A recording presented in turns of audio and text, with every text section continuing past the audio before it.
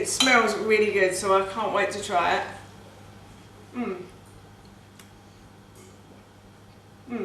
Tastes really good as well. Yes. So hi everyone and welcome back to Googie's Kitchen, and if you are new here then hello and welcome. My name is Alexis, and in today's video I want to share with you how to make my delicious basil and tomato pinto bean burgers. As I just mentioned, today I want to share with you how to make my delicious basil and tomato pinto bean burgers. Now this recipe is really easy to make and it uses very few ingredients, but it is a super tasty dish, I have to say. I love beans and I do have them quite regularly as well, and I love to make them into different things as well, like different meals, and this one is such a tasty meal. I've had it a couple of times before and I wanted to make it again for my dinner this evening, so that's what I'm going to do. So the first thing I have done is I have boiled some pinto beans. So basically I soaked the pinto beans overnight in water, then I rinsed them through, then I boiled them until they were soft, and I added salt and baking powder to that as well to soften them slightly quicker as well, and then I drained them and rinsed them again, and now I'm going to put these into my slow cooker pot, my food processor, sorry. And then what I'm going to do is I'm going to add some ingredients to that. So in this bowl here I have some ground flaxseed. Now if you haven't got ground flaxseed, you could use breadcrumbs if you wanted to. I really like using ground flaxseed. I feel like I'm getting a few more vitamins and minerals if I use this instead of breadcrumbs. So I'm just going to add this to the food processor. And then I'm also going to add to that some basil as well. So I have a handful of basil. I'm quite lucky at the moment, I'm actually growing this in the garden. So I have a big bush of it in the garden at the moment, and it's really nice. It's lovely to be able to pick it fresh as well. And then I'm also going to add to that some tomato puree as well.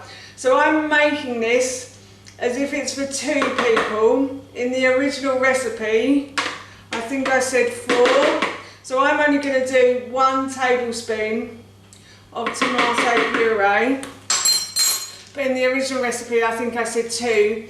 And the same with the flaxseed, I used 2 tablespoons of ground flaxseed. So if you are making it for 4 people, then you need to use 4. And the basil was just half a handful of basil leaves, so if you are again making it for the full amount, it would be 1 handful. So now what I'm going to do is I'm just going to add some salt to that as well. So I'm just going to add a bit of salt and a little bit of pepper. And then what I'm going to do is I'm going to blend these ingredients together until they form a sort of a dough ball. Will it work? Blended these together until they have formed a sort of a dough ball, and now what I'm going to do is I'm just going to take the blade out. I'm going to make these into burgers, so I'm going to split the mixture into 2 parts, and what I'm going to do is I'm just going to pat the mixture together. It is quite crumbly, but believe me, they will stick together and they will be delicious as well, I promise you. So I'm just going to pat the mixture together, and I'm going to pat it until it forms a burger shape, and then I'm just going to put a dimple in the middle like I do with meat burgers. I find that makes them less likely to rise like meat burgers do as well. So I'm just going to pat all of these ingredients together again, and I'll just do that again.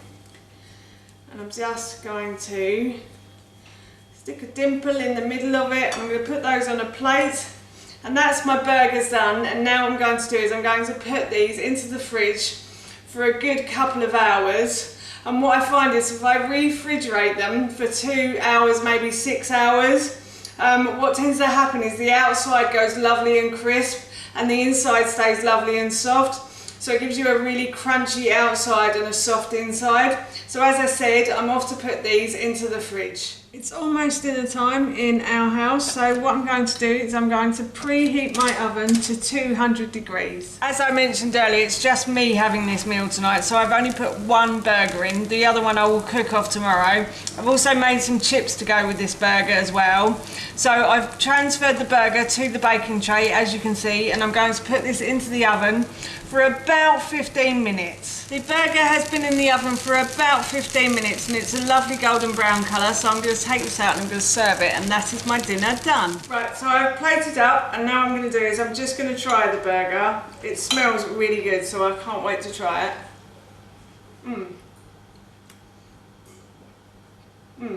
Tastes really good as well. Yes, so I'm off to have my dinner now. That's how you make my delicious basil and tomato pinto bean burgers, and that recipe I will link in the description box below for you. As I mentioned earlier, I'm going to be having this for my dinner this evening, and it smells and tastes so good, I can't wait. So for now, that's it from me. Thank you so much for watching. Please feel free to give me a big thumbs up if you enjoyed this video, and please feel free to leave any comments below. And please don't forget to hit that subscribe button. See you all soon. Bye.